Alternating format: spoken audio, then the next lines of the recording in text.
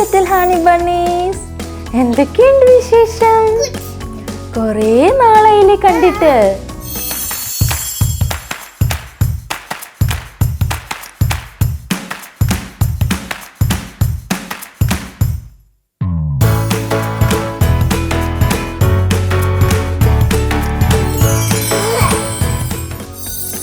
എൻ്റെ കയ്യിലൊരു സർപ്രൈസ് ഉണ്ട്. എന്താന്ന് നിങ്ങൾക്ക് ഗസ് ചെയ്യാമോ? ഇതാണ് സർപ്രൈസ്. ഹായ്, ഇതൊരു ബോട്ടാണ്. എൻ്റെ കയ്യിൽ 3 കളേഴ്സ് ഓഫ് ബോട്ട് ഉണ്ട്. പർപ്പിൾ ഉണ്ട്, പിങ്ക് ഉണ്ട് ആൻഡ് ഓറഞ്ച് ഉണ്ട്.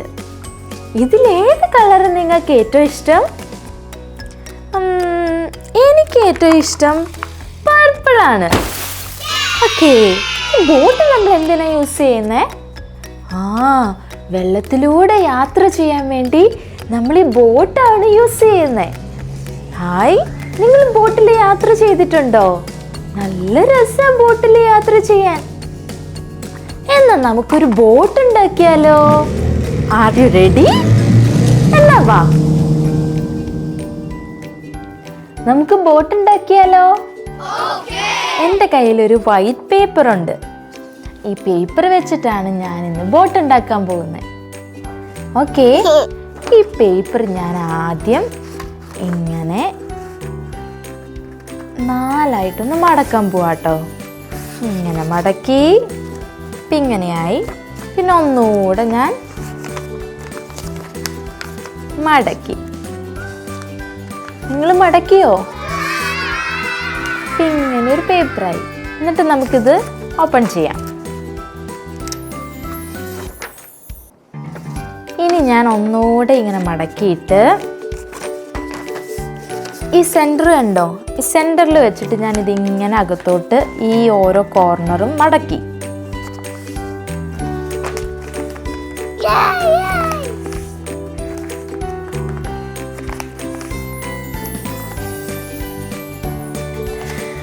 എന്നിട്ട് ഇത് കണ്ടോ? ഈ ഭാഗം നമുക്ക് അകത്തോട്ട് 2 സൈഡിലോട്ടും മടക്കാം.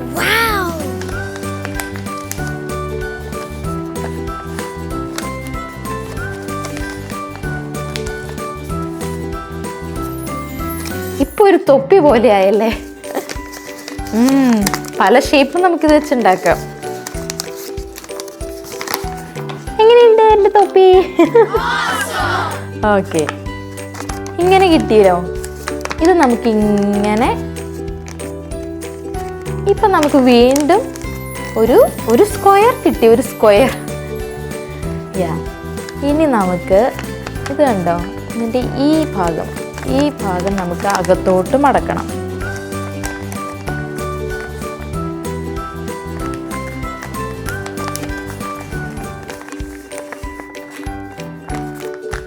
ഇനി ഇതാണ് ട്രയാങ്കിൾ. ഒരു ബോട്ട് വെച്ച് എന്തൊക്കെ ഷേപ്പ് പഠിച്ചു.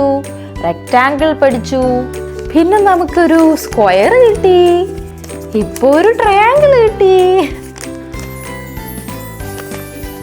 വീണ്ടും അതിങ്ങനെ മടക്കി ഒന്നുകൂടെ ഇങ്ങനെ ചെയ്തു. ഇങ്ങനെ കിട്ടിയ സാധനം ഇങ്ങനെ ഓപ്പൺ ചെയ്തപ്പോ ബോട്ടായി. നമുക്ക് ബോട്ടൊന്ന് ഒഴുക്കി നോക്കാം.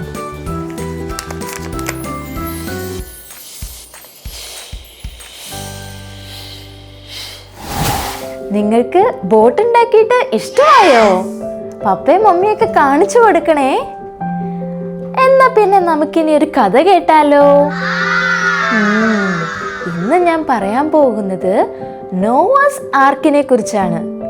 നിങ്ങള് നോവാസ് ആർക്കിനെ കുറിച്ച് കേട്ടിട്ടുണ്ടോ? പണ്ട് നമ്മുടെ നോഹയപ്പച്ചൻ ഒരു വലിയ ബോട്ടുണ്ടാക്കി. ആ സ്റ്റോറി നമുക്ക് കേട്ടാലോ? ഓക്കെ. ഒരു ദിവസം ദൈവം നോഹയോട് പറഞ്ഞു, നോഹ, നീ ഒരു വലിയ ബോട്ട് ഉണ്ടാക്കണം. പക്ഷേ നോഹയ്ക്ക് ഈ ബോട്ട് എങ്ങനെ ഉണ്ടാക്കണേന്ന് അറിയില്ലായിരുന്നു. ഇന്ന് ഞാൻ നിങ്ങളെ കാണിച്ചു തന്നില്ലേ എങ്ങനെ ബോട്ട് ഉണ്ടാക്കണേന്ന്? അതുപോലെ ദൈവം നോഹയ്ക്ക് എങ്ങനെ ബോട്ട് ഉണ്ടാക്കണം എന്നുള്ള എല്ലാ കാര്യങ്ങളും പറഞ്ഞു കൊടുത്തു. എന്ത് തടി വേണം, എന്തൊക്കെ അളവ് വേണം, അങ്ങനെ എല്ലാ കാര്യങ്ങളും നോഹയ്ക്ക് ദൈവം പറഞ്ഞു കൊടുത്തു. അതുപോലെ നോഹ ദൈവത്തെ അനുസരിച്ച് ആ സൈസിലൊരു ബോട്ട് ഉണ്ടാക്കി, ഒരു വലിയ ആർക്കുണ്ടാക്കി. എന്നിട്ടോ നോഹ ചോദിച്ചു, എന്തിനാ ഈ ബോട്ട്? ദൈവം പറഞ്ഞു, ഞാൻ ഭൂമിയെ ശുദ്ധീകരിക്കാൻ പോവാ. ഭൂമിയില് എല്ലാരും ചീത്ത കാര്യങ്ങൾ ചെയ്യുന്നേ, ദൈവം പറയുന്നത് ആരും അനുസരിക്കുന്നില്ല. അതുകൊണ്ട് എല്ലാരെയും ദൈവം ഒരു പാഠം പഠിപ്പിക്കാൻ പോവാന്ന് ദൈവം പറഞ്ഞു. ഇത് കേട്ടപ്പോൾ നോഹയ്ക്ക് ഒത്തിരി വിഷമമായി. പക്ഷെ ദൈവം നോഹയോട് പറഞ്ഞു, നോഹേ, നീ ചെന്ന് നിന്റെ അടുത്തുള്ള എല്ലാവരോടും, നിന്റെ ഫ്രണ്ട്സിനോടും എല്ലാവരോടും പോയി, ഭൂമിയിൽ വലിയ മഴ വരാൻ പോകുക, നിങ്ങൾക്ക് രക്ഷപ്പെടണമെങ്കിൽ ആ ബോട്ടിൽ കയറണം എന്ന് പറയാൻ പറഞ്ഞു. നോഹ എല്ലാവരുടെ അടുത്തും പോയി, ഹലോ, നിങ്ങൾക്കറിയാമോ ഭൂമിയിലൊരു വലിയ മഴ പെയ്യാൻ പോവാ, അതുകൊണ്ട് നിങ്ങൾ ആ ബോട്ടിൽ വന്നാൽ നിങ്ങൾക്ക് രക്ഷപ്പെടാമെന്ന് പറഞ്ഞു. പക്ഷേ എല്ലാവരും നോഹയെ കളിയാക്കി. പാവൻ നോഹ പറഞ്ഞത് ആരും കേട്ടില്ല.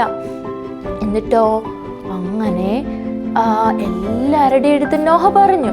അവസാനം നോഹയും നോഹയുടെ ഫാമിലിയും മാത്രം ബോട്ടിൽ കയറി. എത്ര പേരായിരുന്നു നോഹയുടെ ഫാമിലിയിൽ ഉണ്ടായിരുന്നെന്നറിയോ? 8 പേരുണ്ടായിരുന്നു. 8 മെമ്പേഴ്സ്. നോഹ ഉണ്ടായിരുന്നു, നോഹയുടെ വൈഫ് ഉണ്ടായിരുന്നു, നോഹയുടെ 3 സൺസ് ആൻഡ് ദെയർ വൈഫ്സ് ഉണ്ടായിരുന്നു. ഇവരെല്ലാം നോഹയുടെ ആ ബോട്ടിൽ കയറി. എന്നിട്ട് ദൈവം പറഞ്ഞു, ഭൂമിയിലെ എല്ലാ ജീവജന്തുക്കളിൽ നിന്നും, എല്ലാ മൃഗങ്ങളിൽ നിന്നും ഈ 2, അതായത് ഒരു ഫീമെയിൽ ഒരു മെയിൽ വെച്ചിട്ട് ബോട്ടിൽ കയറ്റാൻ പറഞ്ഞു. അങ്ങനെ ദൈവം പറഞ്ഞതനുസരിച്ച് നോഹ എല്ലാ അനിമൽസിൽ നിന്നും, എല്ലാ ജീവജന്തുക്കളിൽ നിന്നും 2 എണ്ണത്തിന് വെച്ച് ബോട്ടിൽ കയറ്റി. അങ്ങനെ ആ ദിവസം എത്തി. എല്ലാവരും ബോട്ടിൽ കയറി കഴിഞ്ഞപ്പം ദൈവം ബോട്ടിൻ്റെ ഡോറ് ക്ലോസ് ചെയ്തു. പതിയെ മഴ പെയ്യാൻ തുടങ്ങി. നോക്കിക്കേ, നല്ല രസമുണ്ടല്ലേ മഴ കാണാൻ. നിങ്ങൾക്ക് മഴയിൽ കളിക്കാൻ ഇഷ്ടമാണോ? എനിക്ക് ഒത്തിരി ഇഷ്ടം മഴയിൽ കളിക്കാൻ. ഹായ്, കുട ചൂടി കളിക്കാം, ബോട്ടുണ്ടാക്കി കളിക്കാം, വെള്ളത്തിൽ തട്ടി കളിക്കാം. നല്ല രസമല്ലേ? പക്ഷേ മഴ കണ്ടിന്യൂസ് ആയിട്ട് പെയ്യാൻ തുടങ്ങി. 40 ദിവസവും 40 രാത്രിയും ഫുൾ മഴ പെയ്തു. മഴ പെയ്ത് ഭൂമിയിൽ വെള്ളം പൊങ്ങാൻ തുടങ്ങി. എല്ലാവർക്കും പേടിയായി. എല്ലാവരും ഈ വെള്ളത്തിൽ പെട്ടുപോയി. അയ്യോ, ദൈവം പറഞ്ഞത് അവരനുസരിച്ചായിരുന്നെങ്കിൽ അവർക്കും രക്ഷപ്പെടാമായിരുന്നു അല്ലേ? ആരും ദൈവം പറഞ്ഞതും നോഹ പറഞ്ഞതും അനുസരിക്കാത്തത് കൊണ്ട് അവരെല്ലാം ആ വെള്ളത്തിൽ പെട്ടുപോയി. അങ്ങനെ 40 ദിവസത്തിന് ശേഷം മഴ നിന്നു. ബോട്ടിങ്ങനെ വെള്ളത്തിൽ കൂടെ ഒഴുകി നടക്കാൻ തുടങ്ങി. 150 ദിവസം കഴിഞ്ഞ് നോഹ ഒരു പ്രാവിനെ പറത്തി വിട്ടു. പ്രാവ് തിരിച്ച് ഒന്നും കിട്ടാതെ വന്നു. പിന്നെ കുറച്ച് ദിവസം കഴിഞ്ഞ് ഒന്നുകൂടെ നോഹ പ്രാവിനെ പറത്തി വിട്ടു. അപ്പൊ അതാ നോക്കി, പ്രാവ് ഒരു ഇല പറിച്ചുകൊണ്ട് വരുന്നു, ഒരു ഒലിവില.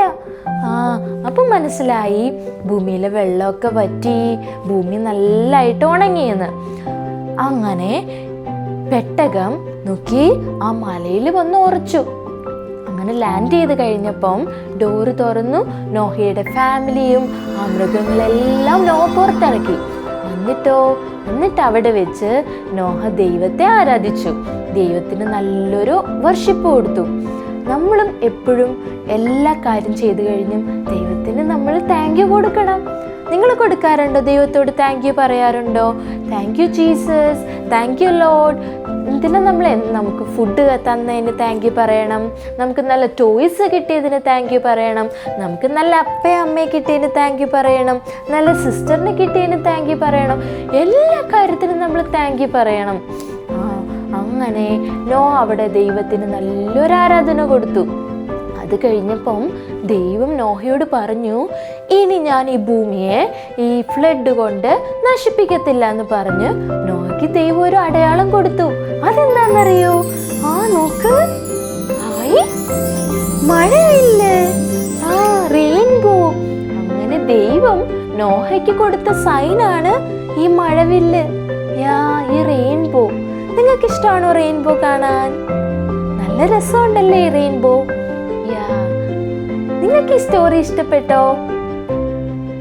അങ്ങനെയെങ്കിൽ എങ്ങനെയാ റെയിൻബോ ഉണ്ടായതെന്ന് നിങ്ങളുടെ പപ്പയോടും മമ്മിയോടും പറഞ്ഞു കൊടുക്കണം കേട്ടോ. Okay, bye, see you later.